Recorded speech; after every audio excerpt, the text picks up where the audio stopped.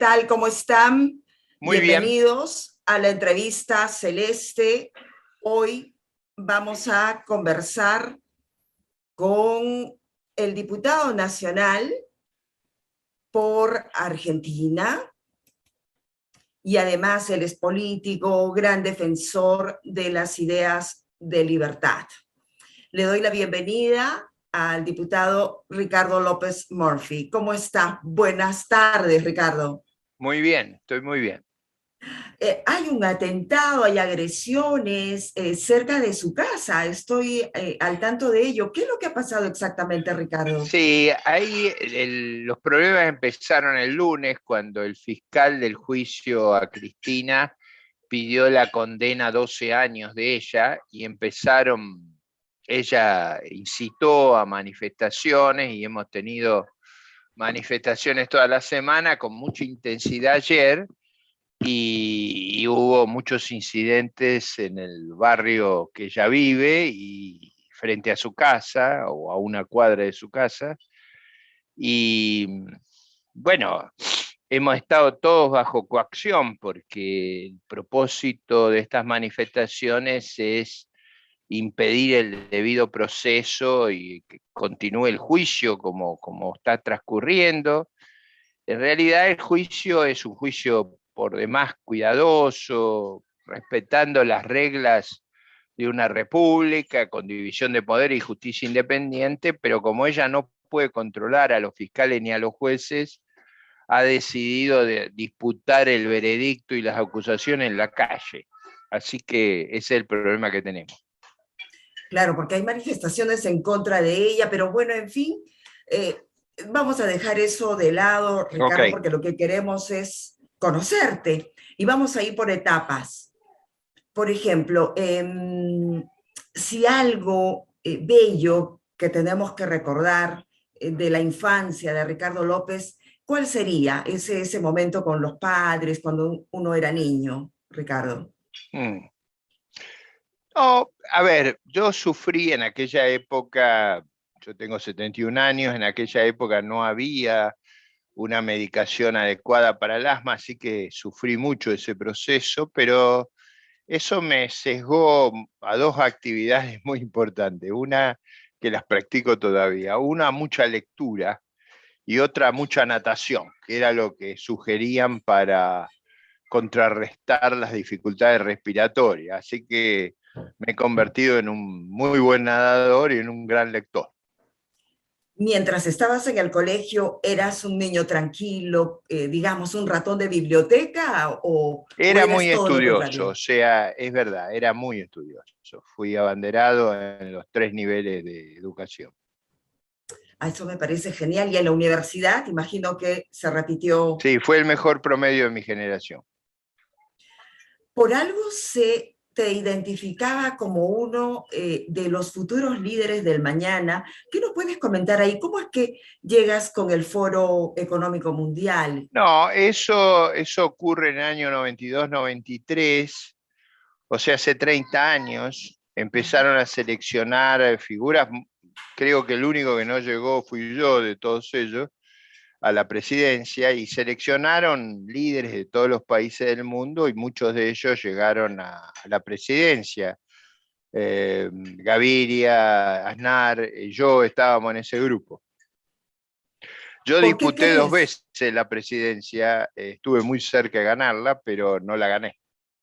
Exacto, la primera vez, si no me equivoco, eras la tercera fuerza. Pero ¿qué Estuve ahí pasó ahí? cerquísima. ¿Qué pasó? O Bueno, sea, ¿no había tuvimos una conexión con el diferencia de público? votos que me impidió ir al balotaje, pero estuve muy, muy cerca. ¿Podemos decir que tienes aún el vínculo con el Foro Económico Mundial o ya no? Bueno, yo no voy ahí hace, digamos, 28 años, 27 años, pero fui en esa época por el premio y fui una vez más. En general fui entre el 92 y el 94, o sea que de eso hace 30 años, pero tuve una, digamos, interacción. Era el momento que eso había nacido, o sea, eran los primeros encuentros, eran distintos distintos que hoy, eran encuentros muy intelectuales, en general se invitaba a los principales economistas del mundo, a los secretarios de la tesorería, a los presidentes del Banco Central. Yo ahí conocí a Raymond Barr, a Lawrence Summers, digamos, a las principales figuras del mundo, que eran al chairman del Bundesbank. Eran lugares de intercambio de opiniones sobre los problemas monetarios, económicos, de empleo, de potencial de crecimiento, cómo hacer para mejorar la calidad del capital humano, cómo hacer para superar a los sectores, digamos, que los sectores rezagados de la sociedad se pudieran integrar al cambio técnico. Esa era la gran obsesión de lo que yo recuerdo hace 30 años. Después se convirtieron en reuniones muy populares, pero yo ya no asistí. Te comento esto porque muchísima gente le ha agarrado, digamos, una resistencia o desprecio al Foro Económico Mundial porque tiene relación, y más aún ahora con su director Klaus Schwab, que ha lanzado el libro ya hace unos años sobre la cuarta revolución industrial. Entonces hay mucha gente en este momento en el mundo que no quiere saber nada de ello porque lo toma como una agresión. La pregunta es, ¿se ha convertido ahora todo este sistema global en un gran leviatán mundial que está No, yo agrediendo a no la creo humanidad? eso. Yo no creo eso. Yo creo que la globalización, a ver, el PBI del mundo en el siglo pasado creció 10 veces per cápita y el comercio creció 60 veces. Y yo asocio el crecimiento del comercio al crecimiento de la economía. Creo que ha sido, si uno tuviera que acusar a alguien, sería David Ricardo y Adam Smith, por haber descubierto las razones por qué las naciones se vuelven ricas. La pobreza es natural, lo que hay que explicar es la riqueza. Y la verdad es que yo creo que buena parte de la riqueza se debe a la división del trabajo y a la integración al mercado mundial. Las sociedades más exitosas, las del este de Asia, son sociedades que se han integrado al mercado mundial. Ahora es cierto que con eso no alcanza, hay que hacer un esfuerzo muy grande en la formación de capital humano, en la formación, digamos, de la capacidad autónoma del país para absorber la tecnología, el conocimiento y desempeñarse exitosamente. Pero no me parece que haya, yo no tengo ninguna visión conspirativa sobre esa cuestión. Como eres experto en temas de políticas públicas, el tema es cómo hacer que el Estado sea mínimo, aunque muchas cosas que has querido hacer, como por ejemplo disminuir el presupuesto general de la República, se ha tomado algo en contra tuya años anteriores, pero ¿por qué la gente quiere que el aparato estatal sea más grande, se le dé más bonos, No, no tenga más toda la gente. En beneficios? general, los que quieren eso son los que viven de los negocios del Estado, los grupos Exacto. que se aprovechan de esas canonjías y que han creado una sociedad de vasallaje y clientelismo. Yo creo que en general el tamaño del Estado tiene que ser adecuado, o sea, tiene que poder prestar los servicios básicos como son seguridad, defensa, justicia, tiene que poder hacer la infraestructura que es de característica de bien público, tiene que promover la competencia, tiene que promover la ciencia, la educación, la salud, pero digo, eso se puede hacer con un Estado relativamente de un tamaño menor, y yo creo que cuando se hace con un tamaño elefantiásico termina ahogando a la sociedad y degradándola y produciendo, como en mi país, una caída, un estancamiento muy profundo, peor aún en Venezuela y Cuba, ¿no? ¿Cuáles han sido las principales agresiones que ha cometido el país Argentina? Yo diría que nosotros tenemos un sistema impositivo confiscatorio que ha producido una gran salida de personas talentosas, de mucho capital humano, muy innovativas, muy emprendedoras. Creo que esa idea loca de subir los impuestos de manera extravagante nos ha hecho un gran daño. Yo alguna vez dije hace muchos años, porque yo tengo muchos años, dije hace muchos años, está en un libro de Keito, que nosotros teníamos un Estado nórdico con impuestos nórdicos y servicios haitianos. Esa combinación es catastrófica. O sea, es decir, cobrar elevadísimos impuestos y prestar muy malos servicios termina destruyendo al país, y eso es lo que en parte ocurrió en mi país. ¿Estarías de acuerdo en desaparecer los bancos centrales? Porque se venden Ahí como no, a eso protectores del poder yo adquisitivo. no creo en eso, no creo en eso sencillamente porque eh, hay muchos bancos centrales. Esa idea la tuvo John Stuart Mill, que fue allá a mediados del siglo XIX, decía que hubiera muchas monedas como que hubiera muchos lenguajes. La Torre de Babel fue un castigo, las muchas monedas son un castigo.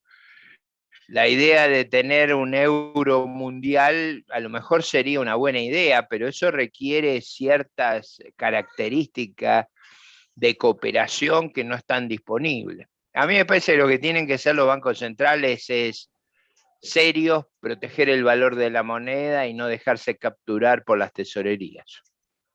Tu hijo menor trata de, no sé si incitarte a abrazar o a crear algo sobre los bitcoins.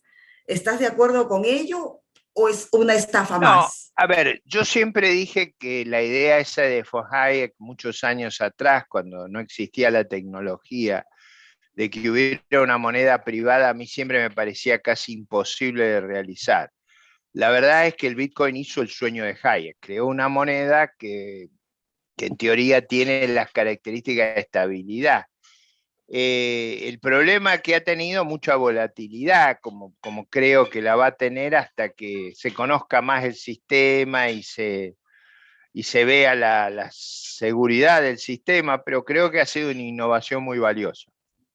¿Cómo nos organizamos los que defendemos las ideas de libertad bajo la legítima defensa frente a estas nuevas monedas, nuevos sistemas? Porque imagino que ello también se va a tener que mover a través de un banco central, de O bitcoins. no, yo lo que diría, Jefferson tenía una expresión que a mí me gusta mucho, que es la libertad no se la observa, se la defiende. Y yo creo que la libertad hay que defenderla todos los días. Los que estamos en el frente de batalla, los que somos hoy freedom fighters, sabemos de qué estamos hablando. Yo me juego la vida todos los días con este tema. O sea, yo estoy bajo una enorme hostilidad, pero es muy convencido de lo que hago. Y creo que le hago el mejor servicio a mi ciudadanía y a mi pueblo defendiendo los valores de la libertad, de la legalidad, del respeto a las garantías y derechos de los ciudadanos. Este tema de los cambios de constitución que están tratando de promover o que ya lo promueven en América Latina, ¿cómo lo ves? ¿Es necesario Yo cambiar una estoy en constitución? contra. En general, esa tradición que se inauguró con Chávez fue nefasta. Y si fuera por mí, las constituciones hay que cambiarlas cuando hay calma y consenso, no hay objetivos políticos. En general las quieren cambiar para quedarse en el poder indefinidamente. Y, y en general para violar los derechos y las garantías. Así que yo en principio me opongo a la reforma de la Constitución, por principio, porque creo que solo en circunstancias excepcionales hay que cambiar. Exacto. Sin embargo, por ejemplo, acá en Perú hablan del capítulo que está relacionado a la inversión, a la propiedad privada. Creen que cambiando ese capítulo, la constitución de por sí va a generar riqueza o va a crear empleo, lo cual es una farsa. Lo que dijiste es Absolutamente. perfecto. Yo no cambiaría eso. Le ha ido muy bien a Perú sin cambiar la constitución. Hace muchos años que ha crecido vigorosamente, se ha modernizado. Yo creo que todas esas propuestas son equivocadas. Perú debe seguir haciendo lo que le permitió durante los últimos 20 y pico de años, crecer fuertemente, volverse un país cada vez más exitoso, No, hay un dicho en los países anglosajones que es no cambie lo que funciona. Si lo que funciona, funciona bien, no lo toque. Así es. El próximo jueves 8 de septiembre estamos realizando el Foro Americano Libertad Empresarial, donde vas a estar como expositor y donde vas a analizar la crisis que vive América y además en la encrucijada que estamos. Solamente algo breve como para adelantar y para que los empresarios, los CEOs de este continente no se pierdan este Foro Americano Libertad Empresarial a través de este canal Sociedad de la Libertad el 8 de septiembre a partir de las 3 de la tarde. Adelante, Muy Ricardo. breve, no hay libertad sin iniciativa privada y sin defensa de la propiedad privada. La defensa de la propiedad privada es la defensa de la libertad. La defensa de una sociedad abierta, tolerante, plural, es la defensa de la libertad. La defensa de una sociedad abierta al mundo es la defensa de la libertad. Eso es lo que voy a exponer y voy a decirlo con toda claridad. Cuando esas reglas se han respetado, a los países les ha ido muy bien. Ahora nos vamos a temas personales, Ricardo, porque vamos a escucharte atentamente el 8 de septiembre, que a propósito van a estar algunos líderes empresariales a quienes vamos a escucharlos y ellos también van a hacer sus comentarios, así que esto va a estar fenomenal el 8 de septiembre a través de este canal Sociedad de la Libertad. Ricardo, ¿qué música te gusta escuchar? En general, cuando yo era joven, todavía era el tiempo de los boleros y de la música más melódica.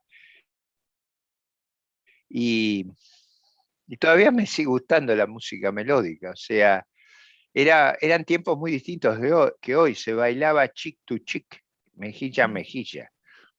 A mí me resultaba muy agradable eso, pero bueno, quizá es la edad. Me hace recordar muy buenos tiempos.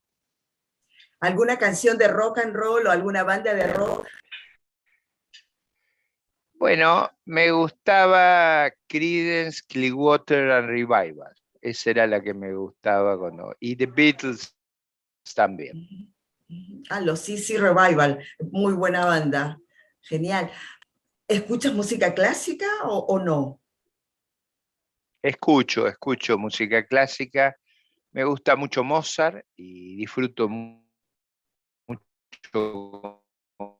Mozart.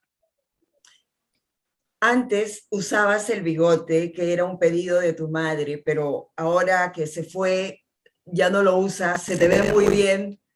¿Cómo te sentías en ese momento? Porque obviamente No, el en tu bigote libertad hubieras dicho, no lo quiero. es verdad que yo usaba un bigote muy, muy Prominente. amplio Ujú. y es verdad que era una expresión de mucha resiedumbre. A mi madre le gustaba porque nunca lo pudo convencer a mi padre de usar bigote, así que me convenció a mí. Ella ya era muy grande y a mí me parecía que era un gusto que debía darle y se lo daba. Después me es mucho más cómodo no tener bigote y afeitarme todas las mañanas, eso es lo que me es cómodo. Cuidar un bigote, yo tengo una barba muy, muy densa, no era tan fácil. No, sin duda, pero es una reciprocidad a la madre que me parece fenomenal. Es cierto, Sí, es cierto. exacto. Bueno, ¿y cómo conociste a tu esposa? ¿Cuál ha sido lo más En la difícil como universidad, lo padre? conocí en la universidad porque los dos estudiábamos ciencia económica. ¿Y qué ha sido lo más difícil como padre? Que lo que viví bueno, yo tuve tres hijos que fueron muy, digamos, muy compañeros conmigo, han sido muy, eh, al revés de otros casos, mis hijos comparten mis ideas, mis valores, así que he tenido una relación fantástica con ellos. Y la relación con la esposa, igual, felicidad. ¿Hay algo, hay una fórmula para Llevo, mantener el llevo amor? 48 años de casado, así que algo funciona. ¿Cuál es esa fórmula? Bueno, paciencia, yo creo que todos tenemos que tener paciencia, mesura, respeto al otro. Y eh, libertad. admiración, admiración, porque en el fondo toda esa relación para ser sostenible requiere que uno valore mucho el rol que el otro cumple.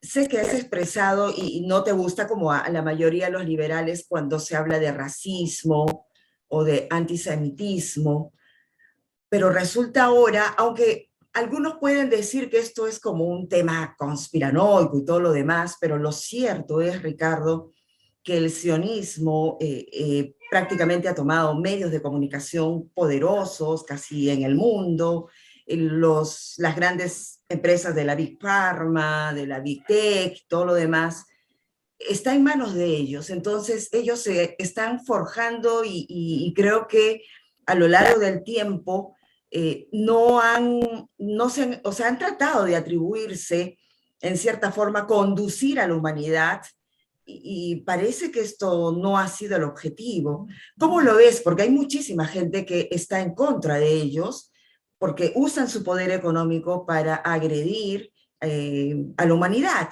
Hemos visto ahora con este tema de la pandemia, como se le dice, y que los van anunciando poco a poco. Imagino que lees la revista The Economist, donde ya anuncian lo que se viene.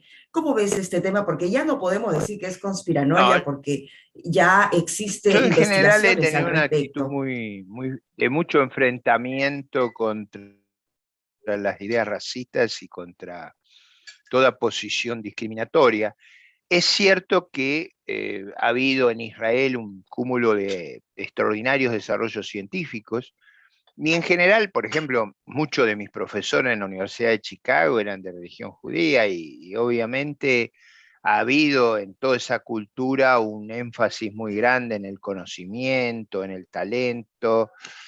Eh, yo tengo una visión positiva de la contribución de ellos. Piensen ustedes que la religión probablemente más significativa del mundo nace en Israel, así que tengo esa visión, pero bueno, entiendo que alguna persona tenga, eh, digamos, cierta reticencia a estas convicciones, pero yo he sido un gran admirador de ello y lo sigo siendo. Ricardo, ahora que hablabas de la Universidad de Chicago, ¿qué podemos diferenciar, digamos, de todo este conocimiento? Porque recordarás que a partir de los 90 dijeron, han llegado los Chicago Boys a América Latina. ¿Cuál es la diferencia, digamos, de los Chicago Boys con los que defienden la escuela austriaca de economía? No, yo diría, von Hayek fue muchos años profesor en Chicago. A ver, no hay dudas que creen ambas visiones coinciden en la economía de mercado. Yo diría las ideas de Chicago están más integradas al mundo de la ciencia económica más ortodoxa y la escuela austríaca en general ha permanecido en el borde, pero yo en general he tenido mucha interacción con ellos y no he tenido ninguna dificultad. Matices hay, eso es inevitable.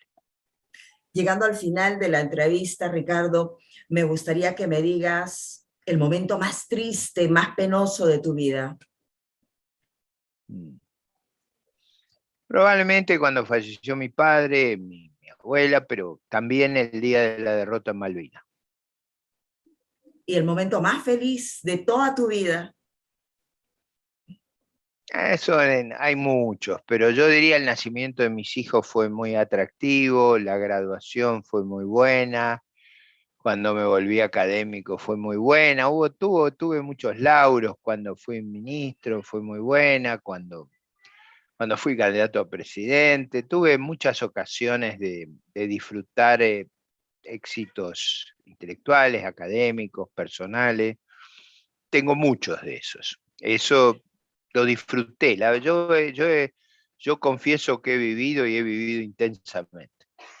¿Aún sigues subiendo a los colectivos, Ricardo? Sigo viajando en el transporte público. Bueno, eso ha sido casi una marca en el orillo. Me parece genial, porque muy pocos políticos lo hacen.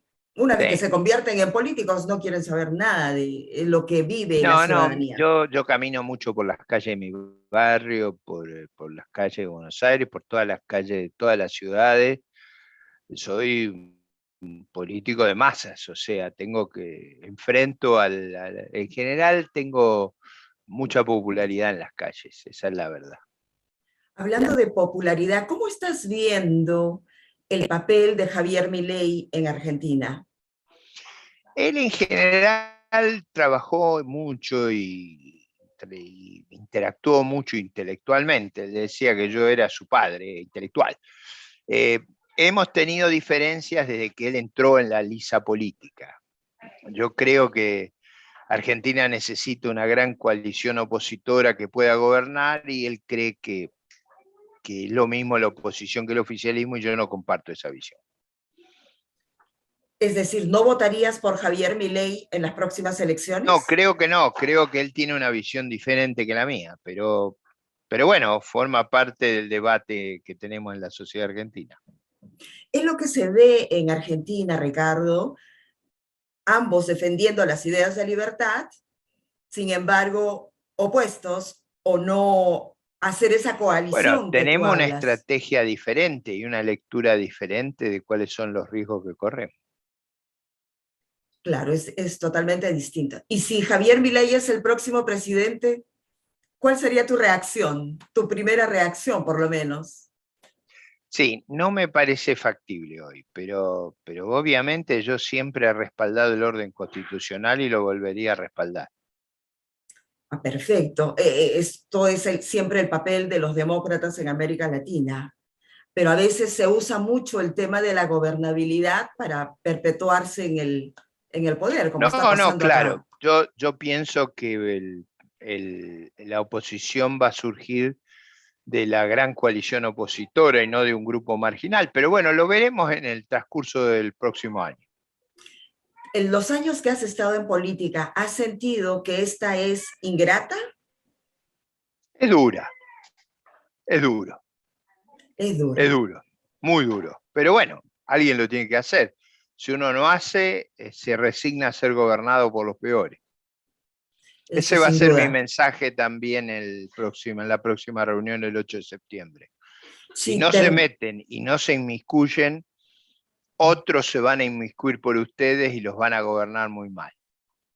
sí, para terminar, Ricardo, un mensaje no solamente para los empresarios, los vamos a dar el 8 de septiembre, pero me gustaría ahora que les regales un mensaje a los jóvenes, a la juventud que ahora está abrazando las ideas de libertad y que no conocían a muchísimos autores. Sin embargo, ahora, gracias a nuevas personalidades que están saliendo en América Latina, se está llevando las ideas de libertad. Por ejemplo, los libros de Alberto Venegas Lynch, a quien le hemos hecho un reconocimiento, un homenaje acá en Perú, eh, dar este tipo de mensajes a través de libros. Sé que tienes algunos tuyos, me gustaría que también recomendaras alguno para los jóvenes. Adelante, Ricardo. Ahí está. El último es, la vida en libertad es infinitamente más valiosa que la vida en esclavitud. El último libro que escribí se llama Libertad, Patria y Vida y recuerda ese grito de las juventudes cubanas desesperadas en La Habana enfrentando a esa tiranía sangrienta. Libertad era lo que pedían, patria y vida era el grito. Así que mi libro se llama, en homenaje a ellos, Libertad, Patria y Vida. ¿Qué le podemos decir a los jóvenes que se tatúan al Che Guevara Un y están muertos asesino, de hambre? un asesino, un criminal, una figura deleznable de todo punto de vista. Una figura que ha sido una tragedia para toda América Latina. Sin duda, y para toda la vida va a ser así. Ricardo, me ha encantado conversar Un contigo. gusto, un gusto, un gusto. Nos Ha sido vemos un el 8 de gusto y nos vemos septiembre. el 8 de septiembre. Sí, Hasta dando el luego. mensaje a todos los jóvenes. Gracias, Ricardo.